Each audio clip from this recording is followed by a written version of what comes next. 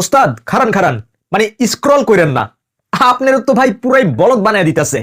মানে চোখের সামনে সাকিব খানকে দেখতেছেন, ভাবতেছেন হিরো রাজনীতিতে নামছে।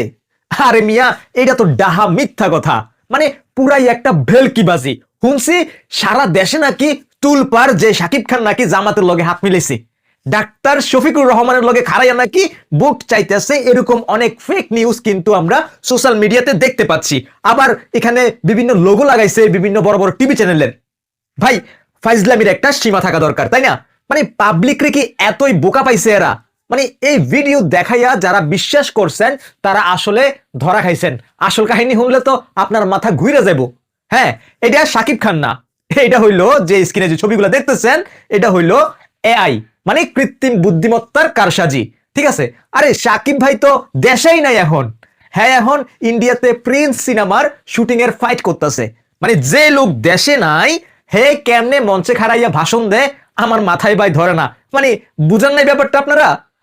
চিন্তা করেন মামা, দেশের এক নাম্বার নায়ক লইয়া যদি এই অবস্থা হয়, তাইলে সাধারণ মানুষের কি হইব?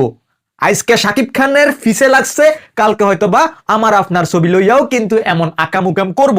যারা এই ভুয়া ভিডিও ছড়াইতেছে এরা মানুষ না, এরা হচ্ছে শয়তান। এদের সিন্ডিকেটকে ভাঙতে হইব। তাই বইয়া থাকেন না ওস্তাদ, বইয়া থাকেন না। চুপ করে থাকা মানে এই অন্যায়ের প্রশ্রয় দেওয়া।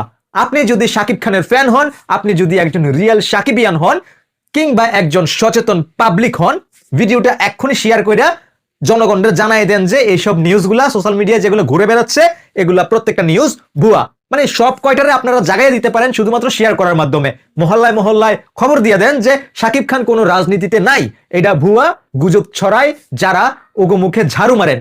সত্যটা জানুন, সত্যটা ছড়ান। কে উল্টাপাল্টা নিউজ বানাইয়া এআই দিয়ে বানাইয়া বা কৃত্রিম বুদ্ধিমত্তা দিয়ে বানাইয়া এইসব সোশ্যাল মিডিয়াতে ভুল তথ্য ছড়াবেন না, রিকোয়েস্ট। ধন্যবাদ সবাইকে। আসসালামু আলাইকুম।